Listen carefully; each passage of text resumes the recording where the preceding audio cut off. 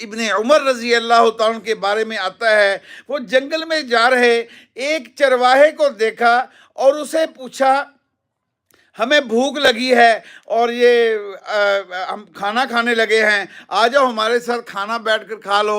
گرمی کا زمانہ تھا تو وہ چرواہا کہنے لگا کہ میرا تو روزہ ہے جی۔ تو کہنے لگے اتنی گرمی میں، رمضان بھی نہیں ہے، روزوں کا مہینہ بھی نہیں ہے، تم نے روزے رکھے ہوئے ہیں؟ وہ کہنے لگا جی ہاں جی میں نے اس لیے روزے رکھے ہیں، ایام الخالیہ قرآن پاک کی آیت ہے، یہ اس کا بدلہ ہے جب اللہ قرآن میں فرماتا ہے کلو وشربو ہنیئا بما اسلفتم۔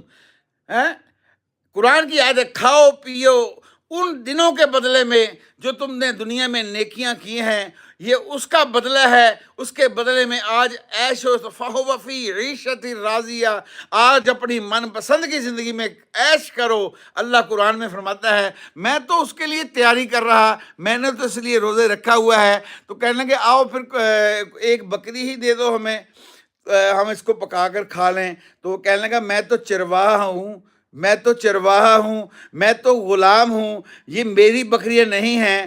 تو انہوں نے ابن عمر رضی اللہ عنہ فرمانے لگے میں نے سوچا اس کا امتحان تو لوں، تو اس کا ایمان کیسا ہے، اس کا یقین کیسا ہے جو اتنی بڑی بات کر رہا ہے اور روزہ بھی رکھا ہوا ہے۔ تو ہم نے اس سے یہ کہا کہ ایک بکری ہمیں دے دو، مالک کو کہہ دینا کہ بھیڑیا کھا گیا تھا۔ تو اس نے زبردست بات کی، اس نے کہا فَأَيْنَ اللَّهُ فَأَيْنَ اللَّهُ، پھر اللہ کہاں جائے گا، پھر اللہ کہاں جائے گا جو مجھے دیکھ رہا۔